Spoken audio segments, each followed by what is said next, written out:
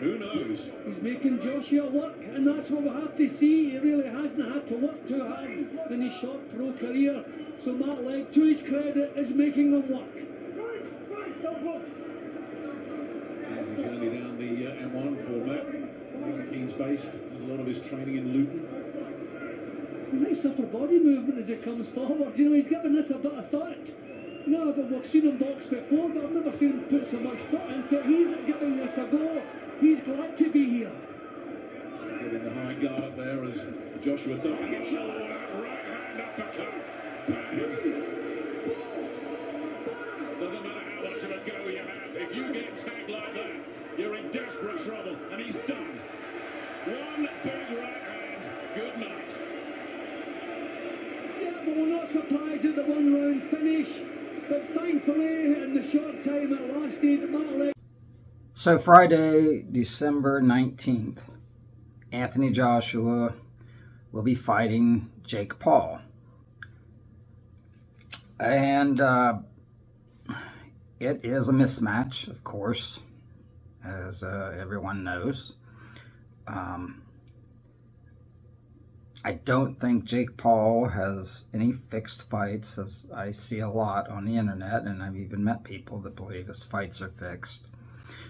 He is done like many managers do with prospects. They cherry pick their opponents. They start usually at 4-rounders, work up to 6, 8, and 10 with a prospect if he's good enough to go that far.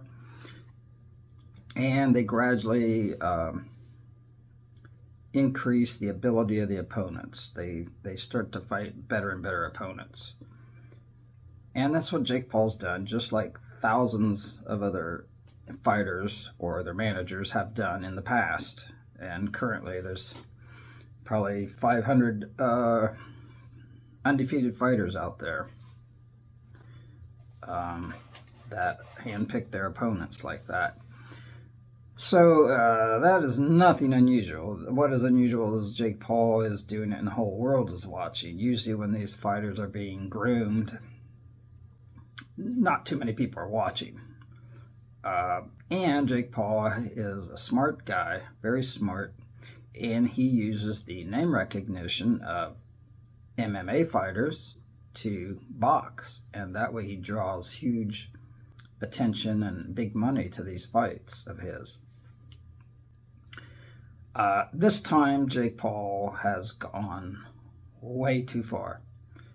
There is no way in the world he is going to beat 6'6", 250-pound Anthony Joshua, Olympic gold medalist, 2-time heavyweight champion of the world. There is no way. At best, what for Jake Paul would be to survive the first 2 rounds. If he could get past the first 2 rounds, then that would be an accomplishment if he could do it. And I don't know that he could do it. Now, he would have to be on his bicycle, as they say. He would have to be running away from Joshua very quickly, hands up high, his guard up high, and not engaging too much with Joshua, not exchanging punches with him too much, just maybe flicking out a jab that will fall short and move around the ring and tie him up if he can, if Joshua gets in close. Now, I don't know if Jake Paul can even do that. Joshua has a lot of experience. He's a lot taller, 5 or 6 inches taller, 6-inch reach advantage, experience advantage. Jake Paul's never fought anybody close to this size and this much experience. So yes, Anthony Joshua is 36 years old. He is past prime, but he's not a 58-year-old Mike Tyson with health issues. And so this is Jake Paul's made a big mistake in this. I mean, he'll sell a lot of tickets. He'll make money off of it, but he's going to get himself knocked out, if he's lucky, TKO'd. and he could get knocked out. He could get knocked out for a 10 count. You know, he could get knocked out to where he's out for 20 seconds, 30 seconds, 2 minutes, 3 minutes, 5 minutes. He could get really put out against a giant like Anthony Joshua. So this is a really risky fight for Jake Paul. I think he's stupid for taking this fight. He's a smart man, but this was a stupid move. And the people out there that think Jake Paul's fights are fixed, they are mentally retarded people, or boxing-wise retarded, to think that his fights are fixed. They're not fixed. None of his fights are fixed. None of them. He handpicks his opponents, and I think he's done really well. I think he's done well for somebody with no amateur background and, limited experience. He's done very well. He blasted out Andre August, who had been a prospect himself with a, what was his record? 14-1, I believe, something around that. Now, he was probably a light heavyweight prospect at one time, Andre August, and then he went up to cruiserweight. He had retired, and then he'd come back. I think he fought around a year before he fought Jake Paul, so the ring rust should have been off. And Jake Paul kept Andre August from getting on the inside, and that's where Andre August liked to fight, is on the inside. And Jake Paul kept him from doing that in the first 2 minutes of that fight, and then knocked Andre August completely out, or a 10 count, out in one round. So he's a cruiserweight prospect, I'd say. He's a cruiserweight prospect. He's not a heavyweight. He's definitely not a world-class heavyweight. He's not a world-class cruiserweight. He's definitely not a world-class heavyweight. Anthony Joshua is still a world-class heavyweight with world-class heavyweight punching power. So this was a bad move for Jake Paul. He apparently he's overconfident, maybe delusional even, to think that he can get in there and beat Anthony Joshua. It's not going to happen. The best hit to go for Jake Paul is to stay away from Joshua and last into the third round, maybe the fourth. I doubt it, but maybe if he could make it into the third round, that would look good.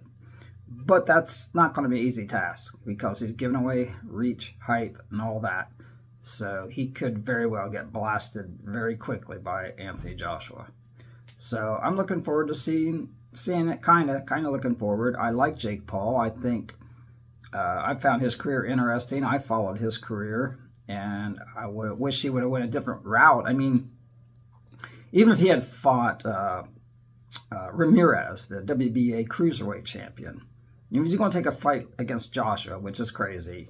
Why not take a fight against Gilberto Ramirez, the WBA cruiserweight champion? Because Jake Paul is ranked 14th in the world by the WBA after his win over Chavez Jr.